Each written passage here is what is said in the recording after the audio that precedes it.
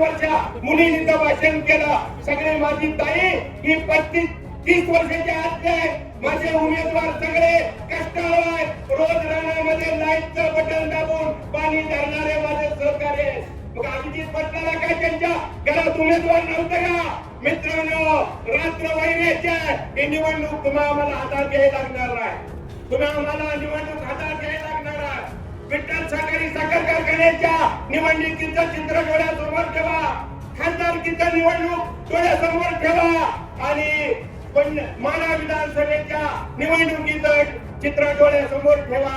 याला कारण आहे, त्याला फार मोठं कारण आहे की पंढरीचा पांडुरंग आणि रुक्मिणी माता या तालुक्याचं या जिल्ह्याचं डोळे उघडून बघते. कोण शेतकऱ्यासाठी, कोण माझ्या गोरगरिबासाठी, कोण माझ्या या माई माऊलीसाठी काम करताय. तुम्हाला मतदान करायची गरज नाही. तुम्ही तुमच्या मुलाबाळाला उमरेच्या आत घ्या आणि ज्या जाती जमातीचा 18 पगड जातीला बरोबर घेऊन जाणारा हा पक्ष राष्ट्रवादी काँग्रेस याचं नाव आहे. म्हणून ही निवडणूक ही चिल्लर समजा. ही निवडणूक कोण म्हणाला की तटीची आहे, अजिबात तटीची नाही. त्याचं कारण आहे तुम्हाला हृदय दिलंय, तुम्हाला डोकं दिलंय, तुम्ही वारीला जाता, तुम्ही तुमच्या कुलदैवताला जाता. याला नामस्मरण करून निवडणुकीच्या आधी कुटुंब घेऊन आपल्या उमरेच्या आत बसा आणि लेकरा बाळाला विचारा उद्या मतदान कुणाला करायचं, कशाला करायचं. तुम्ही कुणाला सांगू नका. तुमचं हृदय बोललं पाहिजे. त्याने विठ्ठल सहकारी साखर कारखान्याच्या बॉयलर मधनं सोन्याचा धूर काढला.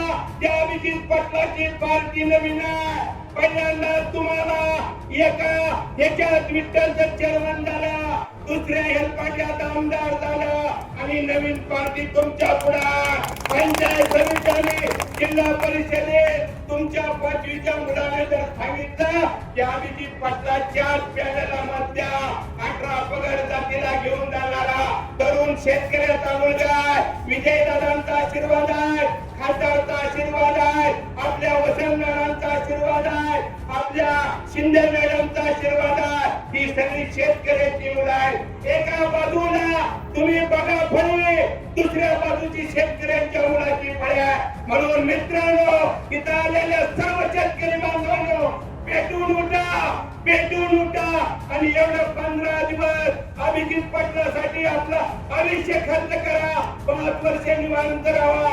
एवढं सांगण्यासाठी मी भाळवणी गटातनं उपरी गावातनं दत्तानाला लागणे आलेला आहे आणि आताच्या क्षणापासून रात्रंदिवस मी अभिजित पाटलाचा एक मावळा म्हणून काम करणार.